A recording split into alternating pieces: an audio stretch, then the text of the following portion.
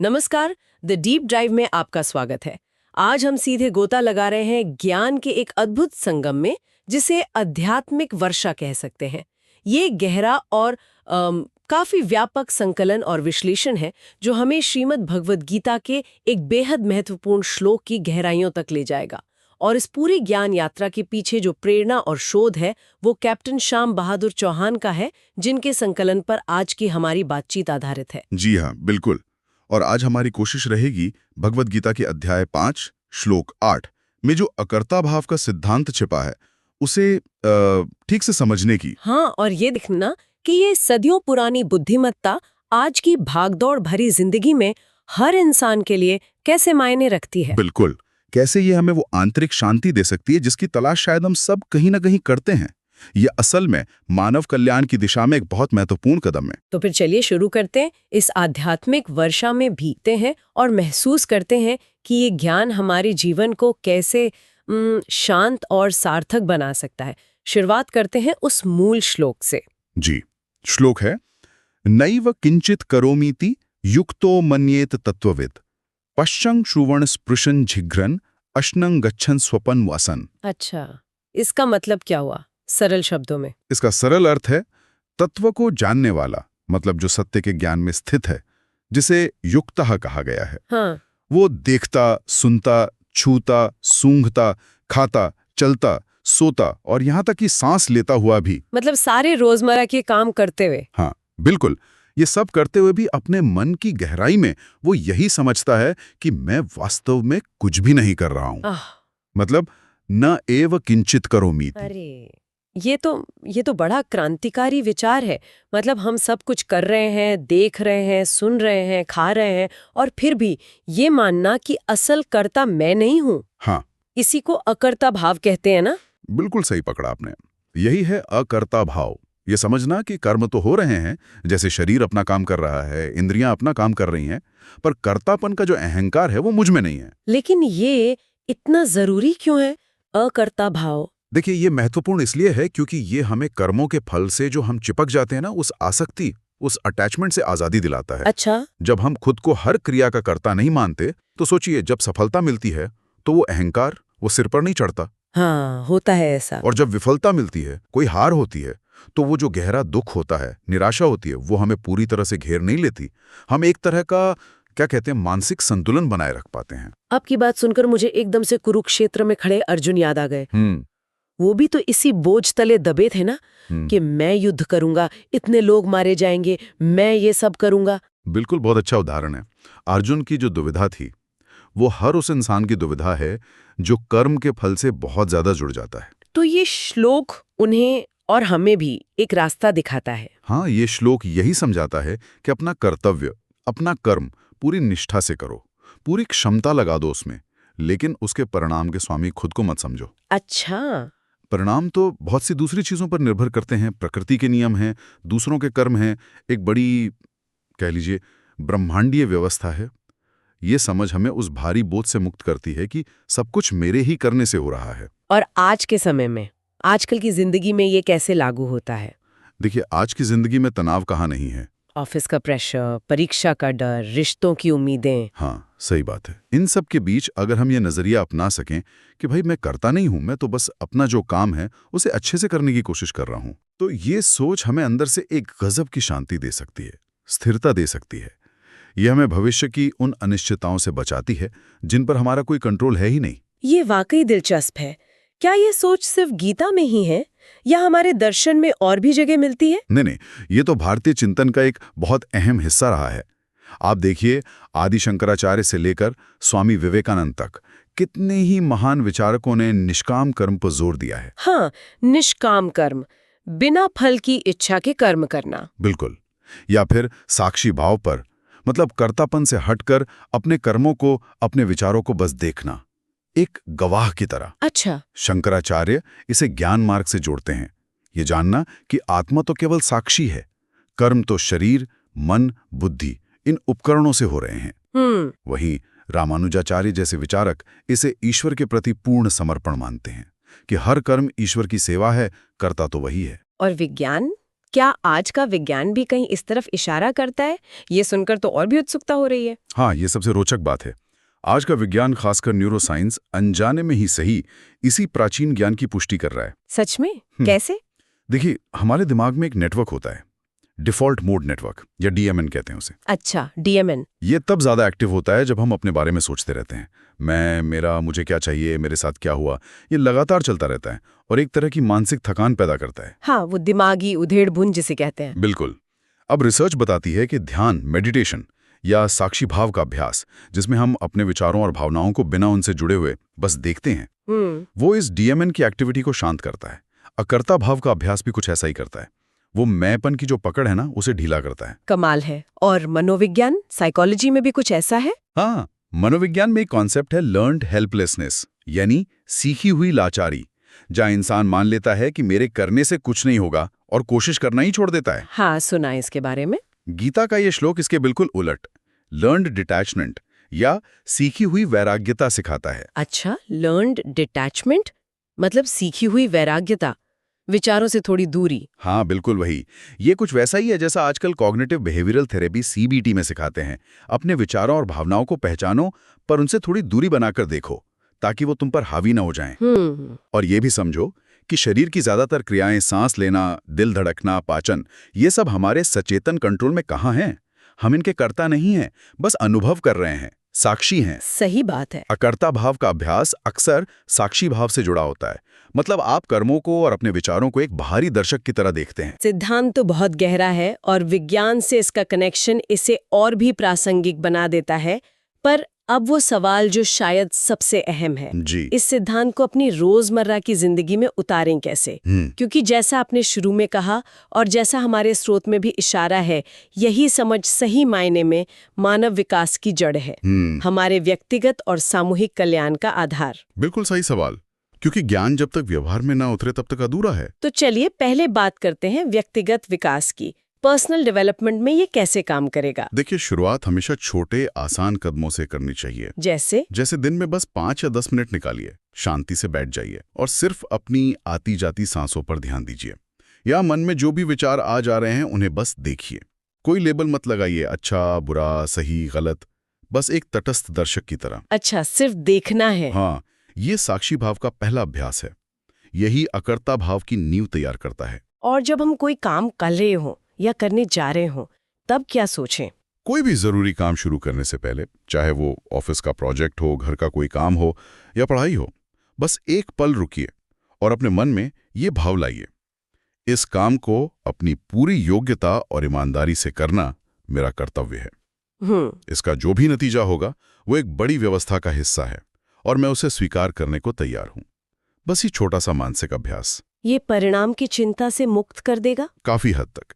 यह हमें उस बोझ से हल्का करता है और अपना पूरा ध्यान वर्तमान क्षण में अपने कर्म पर लगाने में मदद करता है। ये तो वाकई चिंता और तनाव को कम करने का एक बहुत शक्तिशाली तरीका लग रहा है, क्योंकि तब हम उन चीजों पर फोकस करते हैं जो हमारे कंट्रोल में है, मतलब हमारा प्रयास, हमारी नियत, बिल्कुल, बजाय उनके जो हमारे हाथ में है ही नहीं, जैसे कि फाइनल रिजल्ट। ये शायद असली सेल्फ मैनेजमेंट है ना? अपने मन को ठीक रखना। एकदम सही कहा आपने। ये अपने मन का प्रबंधन है। अब आते हैं सामाजिक संबंधों पर, रिश्ते, जो जिंदगी का एक और बहुत अहम और अक्सर मुश्किल पहलू होता है। हाँ, ये जानना तो बहुत जरूरी है, खासकर पारिवारिक रिश्तों में।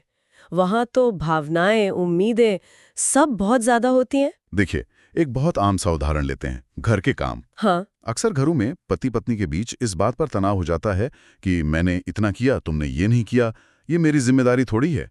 ये जो मैंपन और मेरापन है ना, ये रिश्तों में खटास लाता है। बिल्कुल।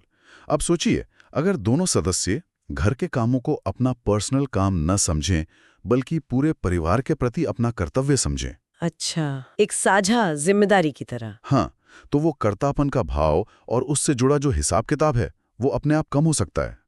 तब काम करना बोझ नहीं लगता, एक योगदान लगता है। ही घर की धुरी होती हैं, माँ, पत्नी, बेटी, बहन, बहू, कितनी भूमिकाएं निभाती हैं। निश्चित रूप से उनके लिए तो ये एक बहुत ही शक्तिशाली मानसिक कवच बन सकता है। कैसे? जब एक महिला अपनी इन अलग अलग भूमिकाओं को सिर्फ एक सामाजिक दबाव या मजबूरी की तरह नहीं देखती, बल्कि अपना स्वधर्म या कर्तव्य समझकर निभाती है और फल की बहुत ज्यादा उम्मीद नहीं रखती।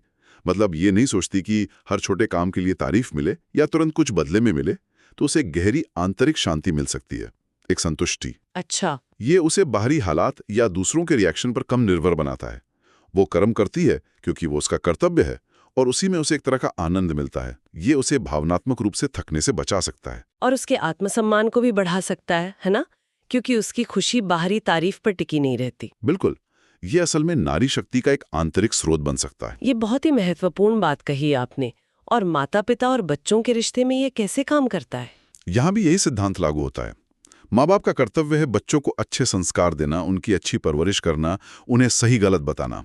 ये उनका कर्म है। हाँ। लेकिन बच्चे बड़े होकर क्या बनते हैं, उनकी जिंदगी का हर फैसला कैसा होता है, उसका पूरा क्रेडिट या ब्लेम खुद पर ले लेना और लगातार उसी चिंता में घुलते रहना, ये अकर्ता भाव के उलट है। हाँ, हम अपने बच्चों को दिशा दे सकते हैं, पर उनकी जिंदगी की कहानी लिखने वाले कर्ता हम नहीं बन सकते। रिश्तों में अहम यह है कि हम अपना व्यवहार, अपनी प्रतिक्रियाएं, अपना कर्तव्य कंट्रोल करें, दूसरों की जिंदगी या सोच को पूरी तरह बदलने की कोशिश न करें। ये समझ शायद रिश्तों को ज्यादा हेल्दी बना सकती है। अब थोड़ा और गहरे चलते हैं। मानवीय संबंध जैसे प्रेम, दोस्ती, आकर्षण, यहाँ ये सिद्धांत कैसे काम करता है? यहाँ तो भावनाएं बहुत तेज होती हैं। प्रेम, स्नेह, दोस्ती, ये बहुत ही सुंदर और स्वाभाविक मानवीय भावनाएं हैं। इन्हें महसूस करना या जताना गलत नहीं है। मुश्किल तब आती है जब इसमें कर्ता भाव बहुत ज्यादा हावी हो जाता है।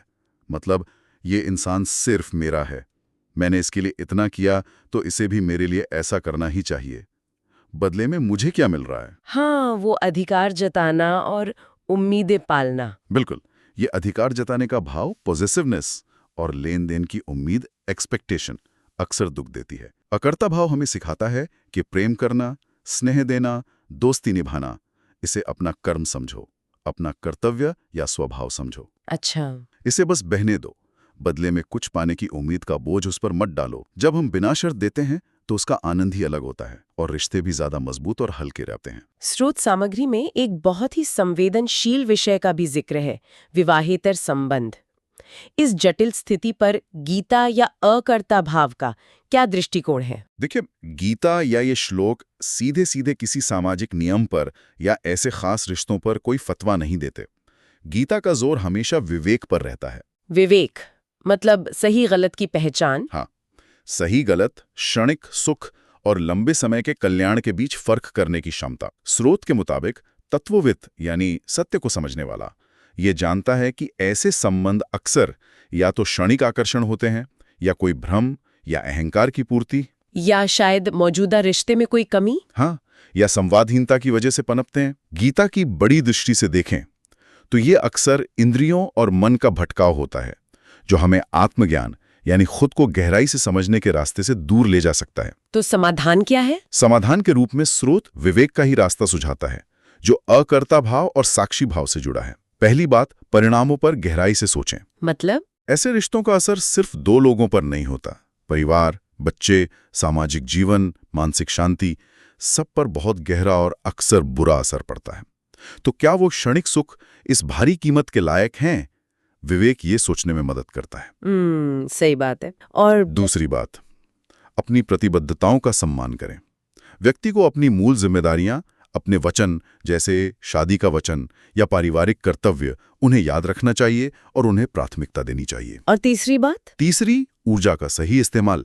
जो भावनात्मक और मानसिक ऊर्जा ऐसे उलझे हुए और अक्सर गुप्त रिश्तों में लगती है, क्या उसे अपने मौजूदा रिश्तों को सुधारने में, उनमें बातचीत बढ़ाने में या खुद के विकास में लगाना ज्यादा फायदेमंद नहीं होगा? यही तो कर्मयोग है।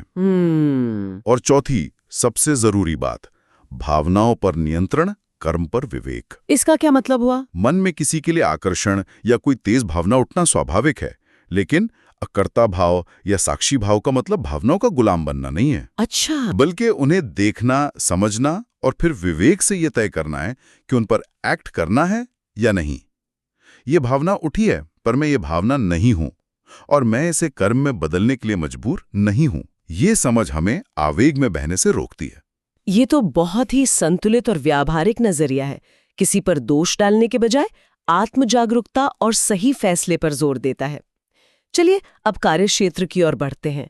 प्रोफेशनल लाइफ में, ऑफिस में, कामकाज में से कैसे लागू करें? ऑफिस या किसी भी काम की जगह पर भी देखिए, मूल सिद्धांत वही रहता है। क्या? आपको जो काम दिया गया है, जो आपकी जिम्मेदारी है, उसे पूरी ईमानदारी, कुशलता और लगन से करें। यह आपका कर्म है, आपका कर्तव्य है। ठीक है। लेकिन उस कर्म का फल, जैसे प्रमोशन मिलेगा या नहीं, बॉस खुश होंगे या नहीं, सैलरी बढ़ेगी या नहीं, प्रोजेक्ट कामयाब होगा या नहीं, इन पर आपका सीधा कंट्रोल नहीं होता।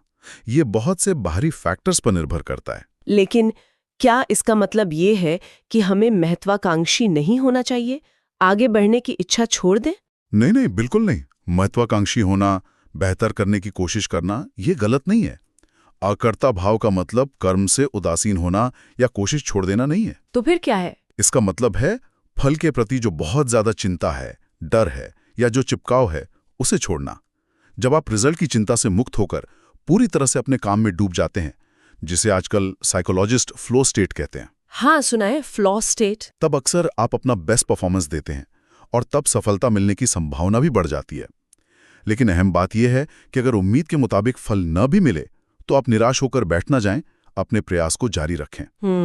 इस तरह से मिली सफलता या सिर्फ अपने अच्छे प्रयास से मिली जो संतुष्टि होती है, वो ज्यादा गहरी और टिकने वाली होती है। और अगर कोई लीडरशिप रोल में है, मैनेजर है या टीम लीड है? अरे, एक अच्छे लीडर के लिए तो ये सिद्धांत बहुत ही काम का है। जब टीम सफल होती है तो एक सच्चा लीडर ये नहीं कहता, देखो मैंने कर दिखाया। हाँ, वो सफलता का श्रेय पूरी टीम को देता है। ये भी अकर्ता भाव का ही एक रूप है। और अगर टीम फेल होती है तो वो दूसरों पर उंगली उठाने के बजाय जिम्मेदारी लेता है और सोचता है कि हम कहाँ चुके, आगे क्या सुधार करना है। इससे तो टीम का भरोसा बढ़ेगा। बिल्कुल, टीम का मनोबल बढ़ता है और एक अच्छा माहौल बनता है काम करने का। ये तो वाकई अद्भुत है। ऐसा लग रहा है जैसे गीता का ये एक श्लोक जिंदगी के हर पहलू को छू रहा है। ये सिर्फ व्यक्तिगत शांति या सफलता की बात नहीं है। बिल्कुल नहीं, इसका असर बहुत बड़ा है। व्यक्तिगत स्तर से ऊपर उठकर सामाजिक और यहां तक कि वैश्विक स्तर तक जाता है। जरा सोचिए, अगर समाज में ज्यादा से ज्यादा लोग मैं और मेरा फायदा से ऊपर उठकर हम और हमारा कर्तव्य पर ध्यान देने लगें, हाँ, तो क्या होगा? शायद ईमानदारी बढ़ेगी, लोग एक दूसरे की मदद ज्यादा करेंगे, करप्शन वगैरह कम होगा, क्योंकि लोग अपना काम डर या लालच से नहीं, कर्तव्य समझकर करेंगे। एकदम सही। यही भावना राष्ट्र निर्माण का आधार बन सकती है।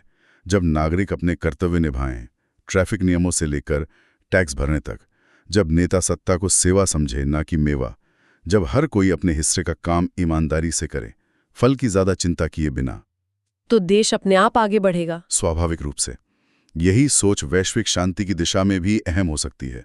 जब देश अपने छोटे छोटे स्वार्थों, फल से ऊपर उठकर बड़ी वैश्विक जिम्मेदारियों जैसे क्लाइमेट चेंज से निपटना या मानवाधिकारों की रक्षा, कर्म पर फोकस करें, तो दुनिया बेहतर जगह बन सकती है। और आपने पर्यावरण की भी बात की थी। हाँ, पर्यावरण की देखभाल। इससे हम अपना कर्तव्य समझें, ये सोचे बिना कि हमें इसका तुरंत क्या फायदा मिलेगा। पेड़ लगाना, पानी बचाना, पोल्यूशन कम करना, ये आने वाली पीढ़ियों के प्रति हमारा कर्म है। अकर्तव्य भाव हमें शॉर्ट टर्म फायदे की चिंता से मुक्त करके लॉन्ग टर्म जिम्मेदारियों को निभाने के लिए प्रेरित करता है। ये चेतना का विस्तार है, अपने छोटे से स्व या अहम से ऊपर उठकर पूरी सृष्टि, पूरी मानवता से जुड़ने का भाव है। तो आज की इस गहरी और लंबी बातचीत का सार, निचोड़ क्या कह सकते हैं हम? सार यही है कि श्रीमद् भगवद गीता के अध्याय 5 का ये 8वां श्लोक अपने आप में एक पूरा जीवन दर्शन समेटे हुए है। अकर्ता भाव का सिद्धांत और उसका अभ्यास। हाँ, हमें कर्म करते हुए भी, चाहे वो घर का छोटा सा काम हो, ऑफिस की बड़ी जिम्मेदारी हो या कोई आध्यात्मिक साधना हो, अंदर से शांति, मानसिक संतुलन और जीवन में एक गहरा अर्थ और मकसद महसूस करा सकता है। ये हमें कर्म के बोझ से मुक्त करता है। ये हमें याद दिलाता है कि हम इस बड़े से ब्रह्मांडीय नाटक में अकेले कर्ता नहीं हैं, हम एक बड़ी योजना का हिस्सा हैं। बिल्कुल। हमारा काम है अपना सर्वश्रेष्ठ देना, पूरी लगन और ईमानदारी से अपना कर्तव्य निभाना, और फिर जो भी परिणाम आए उन्हें समभाव से, बिना परेशान हुए स्वीकार करना सीखना। बिल्कुल, ये जीवन को हल्का और ज्यादा आनंद से भरा बनाने वाला ज्ञान है। और जाते जाते हमारे श्रोताओं के लिए एक विचार छोड़ जाते हैं। क्या हम प्रकृति में इस अकर्ता भाव को हर रोज नहीं देखते? कैसे? जैसे सूर्य बिना किसी उम्मीद के सबको रोशनी देता है, नदी बिना रुके बहती रहती है, पेड़ चुपचाप फल देते हैं। क्या प्रकृति के इस निस्वार्थ कर्म को देखकर हम अपने कर्मों के प्रति अपनी सोच को थोड़ा बदल सकते हैं? ये सचमुच एक बहुत ही सुंदर और गहरा विचार है। इस पर जरूर सोचना चाहिए। और हाँ, आज के इस गहन, व्यावहारिक और अद्भुत विश्लेषण के संकलन और लेखन का पूरा श्रेय कैप्टन श्याम बहादुर चौहान को जाता है। उन्होंने इस प्राचीन ज्ञान को आज के आधुनिक संदर्भ में इतनी स्पष्टता और प्रासंगिकता के साथ प्रस्तुत किया है। इस आध्यात्मिक ज्ञान वर्षा का अनुभव करने के लिए आप सभी का हृदय से धन्यवाद। अगले सत्र में फिर मिलेंगे एक और नए विषय की गहराइयों में उतरने के लिए। नमस्कार।